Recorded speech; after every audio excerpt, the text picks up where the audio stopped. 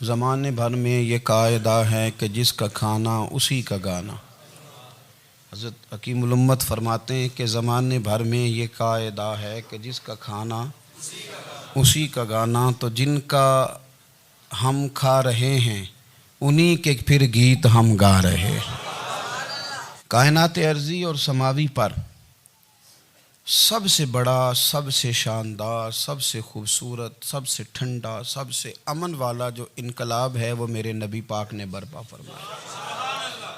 بڑی یہ کم نصیبی ہے کہ مسلمانوں میں فرقے بن گئے اور امت تقسیم ہو گئی اور تقسیم ہونے سے کمزور ہو گئی۔ لیکن افسوس کی بات یہ ہے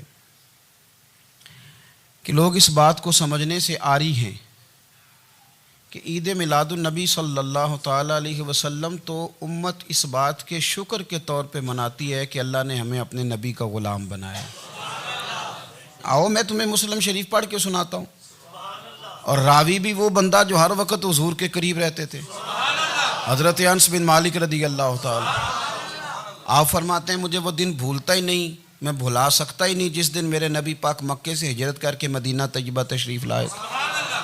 حضور اس دن کیا ہوا تھا؟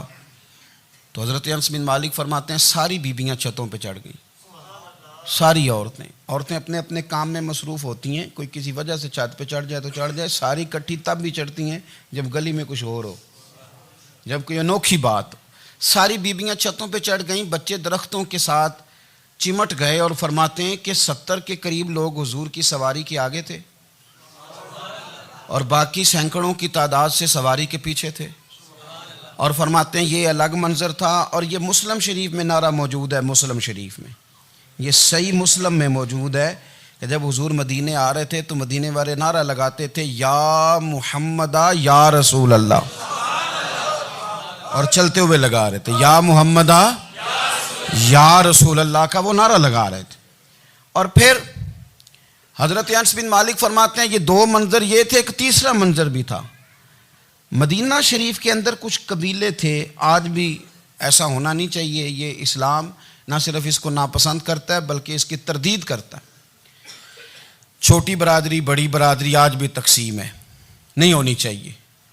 عرب کے اندر بھی تقسیم تھی، کچھ قبیلوں کو چھوٹا جانتے تھے، کچھ کو بڑا جانتے تھے۔ ایک قبیلہ تھا بڑا قبیلہ، بنو نجار کا، چودھریوں کا قبیلہ، سیٹھوں نوابوں کا قبیلہ، بڑے لوگوں کا قبیلہ۔ اس قبیلے کی بیٹیاں ایک کونے میں دف لے کے بیٹھ گئیں۔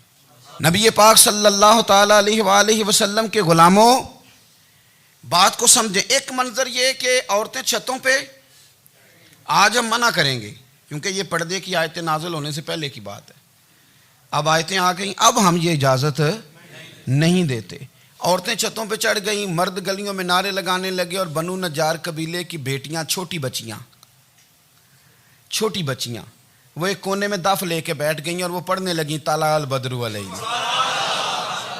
اب تو میلاد غریبوں میں رہ گیا ہے، ہمارے یہاں فیشن ہو گیا ہے، جب حالات خراب ہوتے ہیں تو لوگ برکت کے لیے میلاد کراتے ہیں، اور جب امیر ہو جاتے ہیں پھر انہیں میلاد کے جائز ہونے کی دلیل ہی کوئی نہیں ملتی، پھر وہ یہ فیشن ہے۔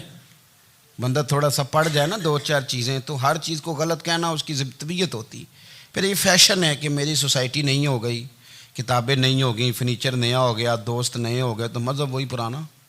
اوئے ہوئے کوئی ترقی کرنی چاہیے، پھر وہ ترقی کرتے ہیں بیچارے، اور جن کی پیچھے 10 نسلیں اور 50 نسلیں میلاد مناتی آنے کو تو نہیں دلیل کوئی نہیں ملی۔ سبحان اللہ۔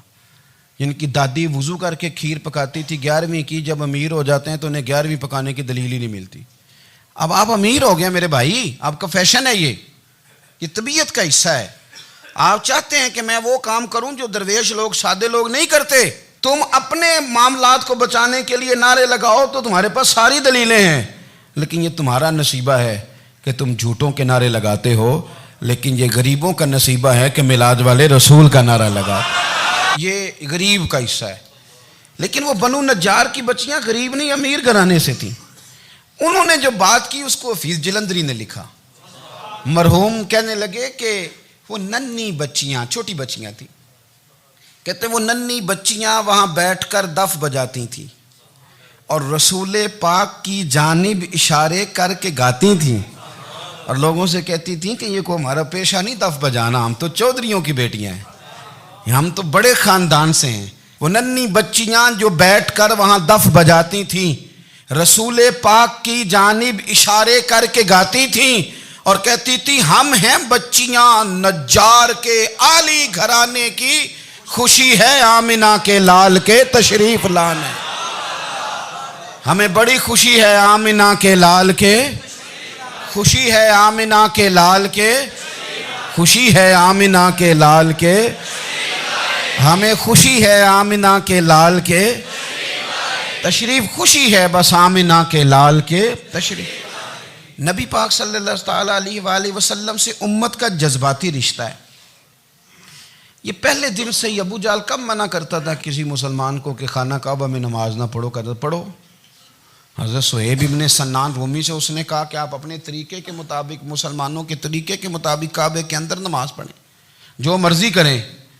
روکتے تو وہ نبی پاک کے قریب جانے سے تھے، وہ منڈیوں میں بیٹھ جاتے تھے، حضور کے قریب نہ جانا، حضور کے قریب نہ جانا، حضور کے قریب نہ جانا۔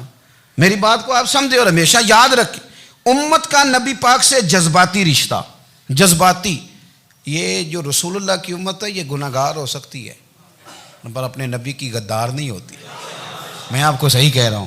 میرے کلین شیو نوجوان کے کان میں آپ جا کے کہیں نبی پاک، چاہے اس نے نماز نہ پڑھی ہو، چاہے اس نے داڑھی نہ رکھی ہو، آپ حضور کا نام لیں، اس کے رونگٹے کھڑے ہو جاتے ہیں، اس کی طبیعت، اس کا دل دھک دھک کرتا ہے، اس کی ایک ایک روح سے محمد محمد کی آوازیں نکلتی۔ یہ فیض ہے رسول پاک کا اور یہ کرم ہے اللہ کا اس امت کے ساتھ۔ امیر ملت پیر جماعت علی شاہ صاحب محدث علی پوری فرماتے ہیں ایک جگہ ہندوؤں کا جلسہ تھا، ہندو پنڈت تقریر کر رہا تھا، اس نے نبی پاک صلی اللہ علیہ وسلم کی شان میں معاذ اللہ کو بے ادبی کر دی۔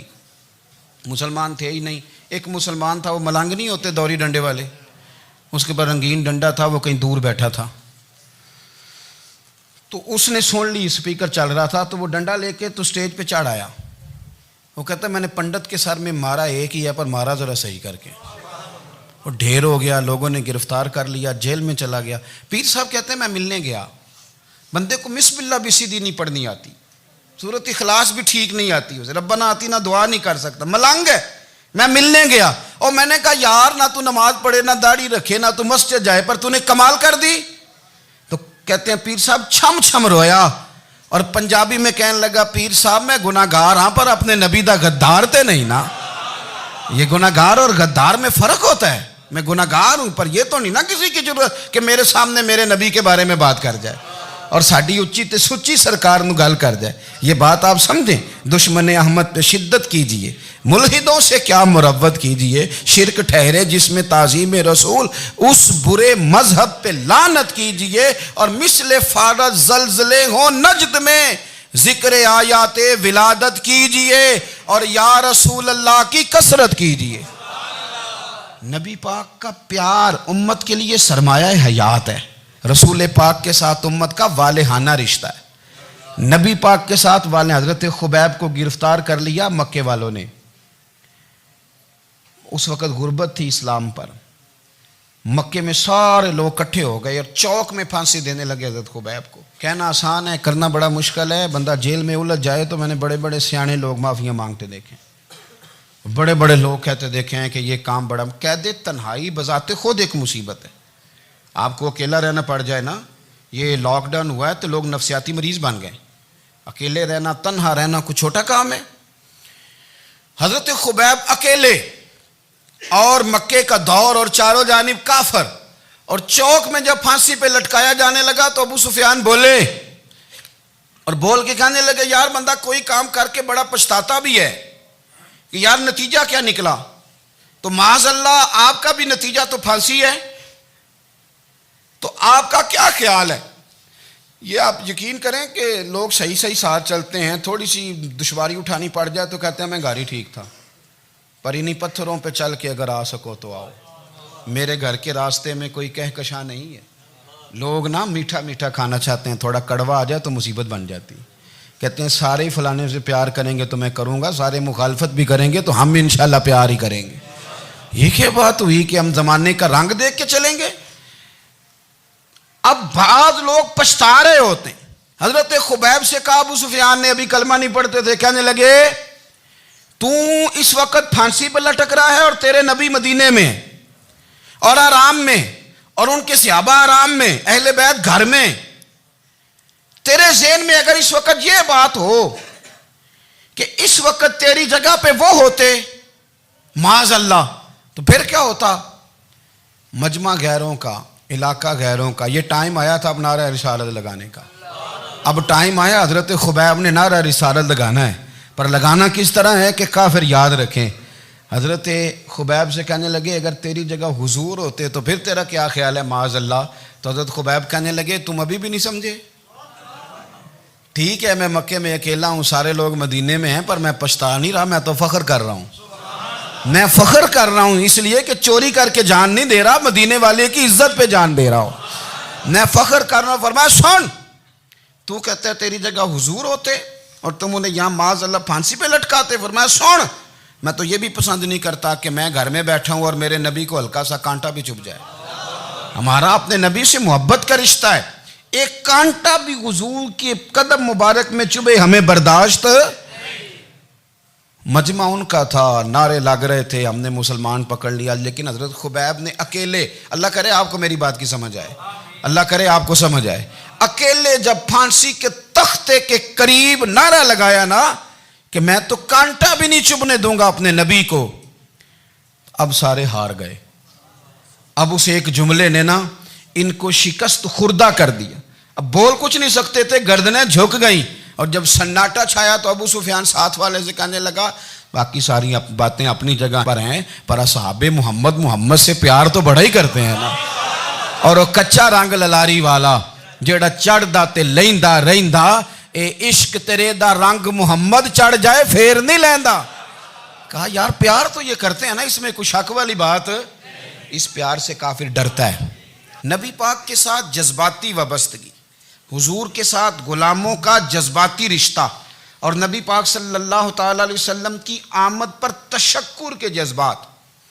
امام رازی نے لکھا ہے کہ حضرت موسیٰ کلیم اللہ علیہ السلام نے تورات کی تختیوں کے اندر ایک امت کا ذکر پڑھا کہ جو امت گناہ کا ارادہ کرے گی تو گناہ لکھا نہیں جائے گا جب تک کر نہ لے، اور نیکی کا ارادہ کرے گی تو رب ان کی نیکی لکھ دے گا، اور جب وہ کر لے گی تو اللہ 10 گنا اجر عطا کرے گا، اور وہ ایسی امت ہوگی کہ جن کے چہرے قیامت کے دن نور کی طرح چمکیں گے، اور وہ امت ہوگی جن کی اللہ تعالیٰ زمین ساری پاک فرما دے گا، جہاں نماز پڑھیں گے نماز ہو جائے گی۔ یہ تذکرے پڑھ کے تو حضرت موسیٰ کلیم عرض کرنے لگے اللہ یہ امت میری بنا دے، تو رب کریم نے فرمایا کہ موسیٰ نہیں، یہ تو میرے محبوب کی امت ہے، فرمایا یہ تو میرے نبی پاک کی امت، حضور کی امت۔ اللہ اکبر۔ حضرت موسیٰ معمولی آدمی نہیں، وہ جلیل القدر پیغمبر ہیں جن کا قرآن کے ہر سپارے میں تذکرہ ہے، کہیں واضح طور پہ کہیں اشارتاً، ہر پارے میں۔ اور حضرت موسیٰ اللہ کے وہ نبی ہیں جو رب سے ڈائریکٹ باتیں کریں کوہ طور۔ کہا اے موسیٰ یہ امت تو میرے نبی کی ہے، تو حضرت موسیٰ علیہ السلام عرض کرتے ہیں، امام رازی نے لکھا ہے، کہتے ہیں اے اللہ پھر مجھے اپنی نبی کی امت میں شامل کر۔ او یار ہمیں لوگ کہتے ہیں میلاد نہ مناؤ، جس امت میں آنے کے لیے حضرت موسیٰ نے دعا مانگی، جس محبوب کی غلامی کے لیے، ہمیں تو دعا بھی کوئی نہیں مانگنی پڑی، اللہ نے فضل سے ہی مدینے والے کا غلام بنا دیا۔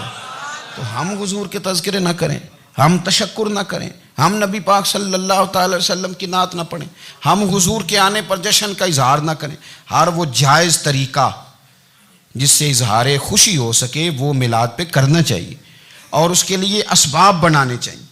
امت کا ایک جذباتی انداز ہونا چاہیے نبی پاک کے ساتھ، ایک وارفتگی، ایک ذوق، ایک طبیعت کے اندر وجدان۔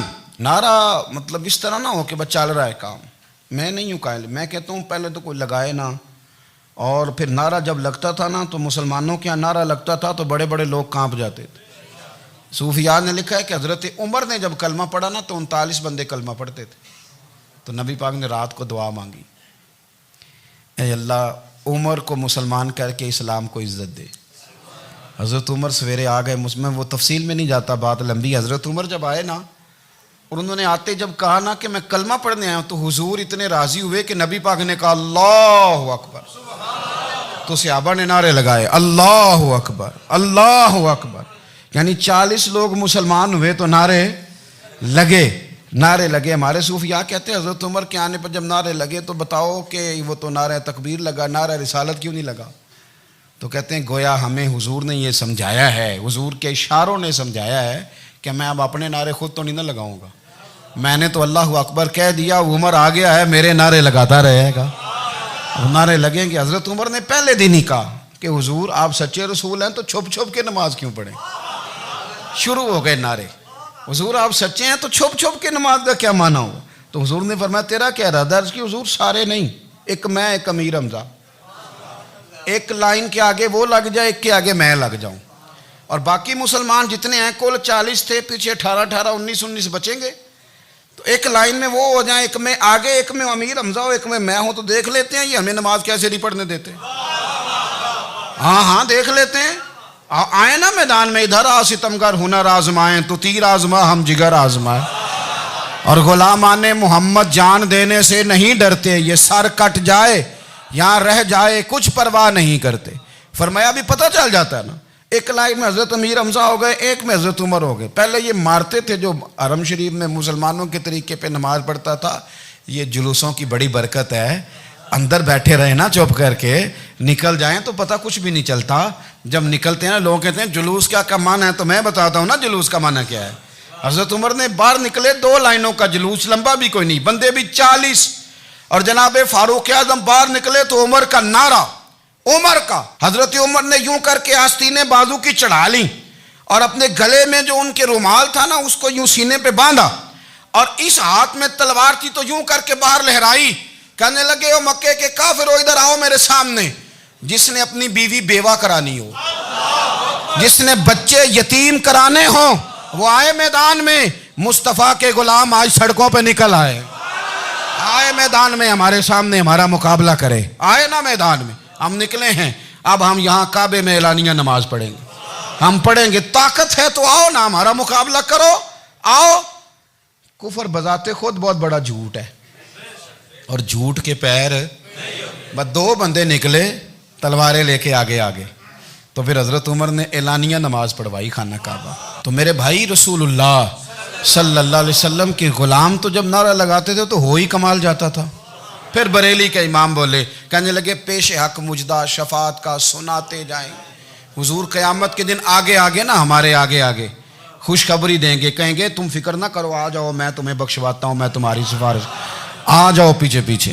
حضور نہ پیش حق مجدہ شفاعت کا سناتے جائیں گے۔ یقین کریں بریلی کے امام کو بھی بڑا ہی رنگ آتا ہے بیان کرنے کا، کہنے لگے آپ روتے جائیں گے، اللہ کو منانا ہے نا حضور نے، کہتے ہیں پیش حق مجدہ شفاعت کا سناتے جائیں گے، آپ روتے جائیں گے پر ہم کو ہنساتے جائیں گے، باغ جنت میں محمد مسکراتے جائیں گے، پھول رحمت کے گریں گے ہم اٹھاتے جائیں گے، اور حشر میں ہوگا ہمارا داخلہ اس شان سے ہم یا رسول اللہ کا نعرہ لگاتے جائیں، ہم یا رسول اللہ کا نعرہ۔ امام راضی کہتے ہیں حضور نے ایک رکا پکڑا چھوٹا سا، ایک بندے کو لوگ دوزخ میں لے کے جا رہے ہیں، اچھا مجھے ایک بات بتاؤ، فیصلہ پہلے ہو گیا ہے، اللہ کے سامنے ہوا ہے، اور فیصلہ ہو گیا اور طے ہو گیا کہ دوزخ میں جانا ہے، وہ قریب پہنچ گئے دوزخ کے، تو حضور نے دیکھ لیا، اور بتایا کس نے؟ حضرت آدم نے۔ حضرت آدم کہنے لگے حضور وہ آپ کے غلام کو دوزخ میں لے جا رہے ہیں۔ نبی پاک آگے گئے، کیا پڑھتے ہیں ہمارے بھائی؟ حضور نے مجھے ان سے چھڑا کے چھوڑ دیا۔ نبی پاک صلی اللہ علیہ وسلم آگے گئے، فرمایا ادھر آؤ، کہاں لے کے جا رہے ہو؟ اللہ کے سامنے فیصلہ ہوا ہے نا، فرشتوں نے کیا ہے نا، فرشتے کو کسی سے بددیانتی تو نہیں نہ کرتے، فرشتوں نے جو کیا ٹھیک کیا ہے نا، کیوں لے کے جا رہے ہو؟ سونے گناہ زیادہ ہیں، نیکیاں تھوڑی ہیں، فرمایا میرے سامنے تو لو۔ کسی فرشتے نے نہیں کہا کہ سونے معاذ اللہ ہم کو بے ایمان ہے، ہماری کوئی اس سے زد چل ساڈا کوئی بننا سان جائے دے نال، بھائی میرا مطلب ہے صحیح تولا ہے، فیصلہ ہے، فرمایا دوبارہ تو لو۔ گویا رب بھی فرماتا ہے جیسے میرا محبوب کہتا ہے ویسے ہی کر، اور کوئی نہیں دوبارہ تول لو، کوئی حرج نہیں، تولو نہ دوبارہ۔ فرشتے دوبارہ آئیں گے، انہوں نے دوبارہ تولا، ایک پلڑے میں نیکیاں ایک پلڑے میں گناہ۔ اب وہ گناہ پھر زیادہ نکلے تو نبی پاک نے نا جیب سے اتنا سا روکا نکالا، روکے کا بھی کوئی وزن ہوتا ہے، وہ حضور نے نیکیوں کے پلڑے میں رکھ دیا، نیکیاں بڑھ گئیں۔ فرشتے بھی چپ کر گئے. چلو بھائی جنت میں. میری طرح کا تھا نا پتہ سارا سردار نو کیتی ہے, پتہ تو تھا نا اسے من آنم کے من دانم, تو سیدھا حضور کے قدموں سے جا لگا. کہنے لگا سونیا میں تو ساری زندگی گناہ کرتا رہا, یہ کون سی نیکی ہے؟ تو حضور فرمانے لگے چپ کر, جنت کا دروازہ کھول گیا, تو جا جنت میں. حضور رکے میں کیا ہے؟ فرمایا تو نے ایک دن درود و سلام نہیں پڑھا تھا, میں نے تیرا سنبھال کے رکھا ہوا تیرا درود شریف, وہ نعرے رسالت بھی تو نے لگائے تھے, وہ تو کھول کے میرے تذکرے میں نے تیرا سنبھال لیا. دوزخ میں میں تو کیا میرا سایہ نہ جائے, کیونکہ رسول پاک سے دیکھا نہ جائے. میرے رسول پاک اور میری بات سنو, میں بھی آپ کو کھانا نہیں کھلاتا, لنگر میرے سنگی کھلاتے ہیں, میرے دوست آپ کو کھانا پیش کرتے ہیں. ہر جگہ آپ جاتے ہیں تو وہاں کچھ لوگوں کی ڈیوٹی ہوتی ہے, لیکن ترمذی شریف سیاستہ کی حدیث ہے. حضرت انس نے پوچھا تھا حضور قیامت میں کہاں ملیں گے؟ فرمایا حوض کوثر پہ. حضور وہاں انس پانی پلائیں گے کہ بلال پلائیں گے کہ سہیب پلائیں گے؟ فرمایا نہیں, امت پیاسی آئے گی تو میں اپنے دست مبارک سے پانی پلاؤں. حضور وہاں نہ ملے تو فرمایا پل صراط پہ آنا, امت گزرے گی تو میں رب سلم کی دعائیں کروں گا. تو اعلیٰ حضرت فرماتے ہیں جب حضور دعا کر رہے ہیں تو ڈرنے کی ضرورت کیا ہے؟ خدا کی رضا چاہتے ہیں دو عالم, خدا چاہتا ہے رضائے محمد, رضا اب پل سے وجد کرتے گزری کہ ہے رب سلم دعائے محمد صلی اللہ ہو. تو حضور وہاں ملاقات نہ ہوئی تو پھر اس حدیث کو بھی یہ حدیث مضبوط کر دے گی. حضور فرمانے لگے پھر میزان عمل پہ آ جانا, امت کے عمل تول رہے ہوں گے اور میں کامیابی کی دعائیں مانگ رہا ہوں گا. تو جس کے لیے حضور دعا مانگیں گے ناکام ہوگا, ناکام ہوگا. اپنے بچوں کو حضور کی محبت سکھائیں, نبی پاک صلی اللہ علیہ وسلم کی غلامی کریں. آپ کا رشتہ نبی پاک کے ساتھ مضبوط ہونا چاہیے, آپ کے تعلقات حضور کے ساتھ مضبوط ہونے چاہیے. اور آپ نے دائیں بائیں نہیں دیکھنا کہ پراپوگنڈا کیا ہے, لوگ کیا کہہ رہے ہیں. لوگوں کو دیکھ کے جو لوگ رستہ بناتے ہیں وہ پیچھے رہ جاتے ہیں. آپ نے یہ دیکھنا ہے کہ میرا حضور سے نسبت کا تعلق مضبوط ہے, کوئی کدھر جا رہا ہے اس سے ہمیں کوئی تعلق. اس وقت عالمی حالات کیا ہیں, قومی حالات کیا ہیں, معاشی حالات کیا ہیں, جرنلسٹ کیا کہہ رہے ہیں فلانے کے, ہمیں اس سے غرض نہیں ہے. ہمیں تو اتنا پتہ ہے کہ ہم نے اپنے نبی کو راضی کرنا ہے. تو اس لیے خوبصورت محافل کا ذکر کریں, خوبصورت درود شریف پڑھیں.